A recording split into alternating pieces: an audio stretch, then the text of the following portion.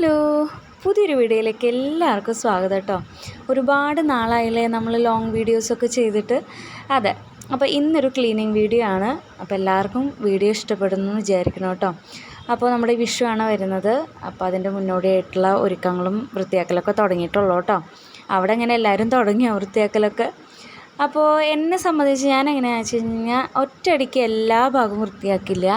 അങ്ങനെ ചെയ്യുമ്പോൾ എന്താ വെച്ച് കഴിഞ്ഞാൽ വീട്ടിലുള്ളവർക്ക് അത് ഒരു ബുദ്ധിമുട്ടായിരിക്കും.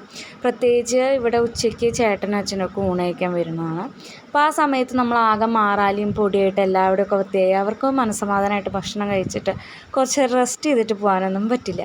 അപ്പോൾ ഞാൻ എങ്ങനെ ചെയ്യാമെന്ന് വെച്ച് കഴിഞ്ഞാൽ ക്ലീനിങ് എന്ന് വിചാരിക്കുമ്പോൾ ഏതെങ്കിലും ഒരു ഭാഗം വൃത്തിയാക്കാം ഒരു ദിവസം. ഇപ്പോൾ ഇന്നിപ്പോൾ ഞാൻ ഉദ്ദേശിക്കുന്നത് റൂമും അതുപോലെ ഹോളും വൃത്തിയാക്കണം എന്നാണ് കേട്ടോ.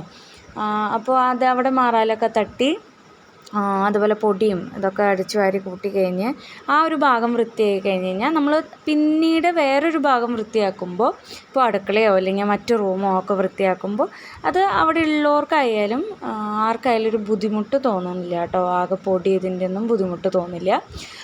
അപ്പോൾ ഇതൊക്കെ അലമാരിയുടെ അടിയിൽ നിന്ന് കിട്ടിയതാണ് കേട്ടോ. മോൻ കളിച്ചിട്ട് അതിൻ്റെ ഉള്ളിലൊക്കെ ഇടുന്നതാണ്. പിന്നെ ഞാൻ റൂം ക്ലീനിങ്ങിൻ്റെ കൂടെ തന്നെ കട്ടിലിൻ്റെയും അതുപോലെ തന്നെ അലമാരിയുടെ സ്ഥാനം മാറ്റിയിടണമെന്ന് വിചാരിക്കുന്നുണ്ട് കേട്ടോ. അതെന്താ കാരണം എന്ന് വെച്ചാൽ നമ്മളെപ്പോഴും ഒരേ സ്ഥലത്ത് തന്നെ നമ്മൾ ഈ അലമാരിയും കട്ടിലൊക്കെ ഇങ്ങനെ കിടക്കുകയാണെങ്കിൽ അവിടെ ഇങ്ങനെ കറകൾ, അതായത് എത്ര തന്നെ നമ്മളിപ്പോൾ എന്നും കട്ടിലിൻ്റെ അടിയിലൊക്കെ അടിച്ച് തുടക്കുകയാണെങ്കിലും നമുക്ക് ശരിക്കും അത് തുടയ്ക്കാനൊന്നും പറ്റില്ല. അപ്പോൾ ആ പൊടിയും കറിയൊക്കെ അതേപടി അവിടെ ഉണ്ടാവും. അപ്പോൾ ഇങ്ങനെ സ്ഥാനം മാറ്റി ഇടയ്ക്കൊക്കെ ഒന്ന് സ്ഥാനം മാറ്റി ഇടുമ്പോൾ നമ്മൾ പിന്നെ ആ ഭാഗമൊക്കെ ഇങ്ങനെ വൃത്തിയാക്കി അപ്പോൾ ഇങ്ങനെ കറയായിട്ട് നിൽക്കില്ല കേട്ടോ. അപ്പോൾ റൂമിൽ ഞാൻ മാറാലും പൊടിയും ഇതൊക്കെ ഒരു ട്രിപ്പ് അടിച്ചു വാരി ഇട്ടതിന് ശേഷം പിന്നെ ഞാൻ നേരെ ഹോളിലേക്കാണ് വന്നത് കേട്ടോ. ഹോളിൽ എല്ലാ ജനാലയൊക്കെ തുറന്ന് അവിടുത്തെ മാറാലകളും പൊടികളൊക്കെ അടിച്ച് മാറ്റുകയാണ് കേട്ടോ. അവിടെ നമ്മൾ തൂങ്ങിക്കിടക്കുന്ന കുരങ്ങനെ എന്താ വെച്ചാൽ അച്ഛനമ്മ ടൂറ് പോയിട്ട് വന്നപ്പോൾ മേടിച്ചതാണ് കേട്ടോ. അപ്പോൾ അങ്ങോരനെ നമ്മൾ അവിടെ തൂക്കിയിട്ടേക്കാണ്. അപ്പോൾ അങ്ങനെ മുകൾ ഭാഗം നമ്മൾ ക്ലീൻ ചെയ്തിട്ടില്ല. പക്ഷേ സ്റ്റെയർ നമ്മൾ വൃത്തിയാക്കാതെ ഹോളടിച്ചിട്ട് ഒരു കാര്യമില്ല കേട്ടോ. കാരണം എപ്പോഴും മുകളിലേക്ക് കയറി താഴേക്ക് ഇറങ്ങുന്നതൊക്കെയല്ലേ.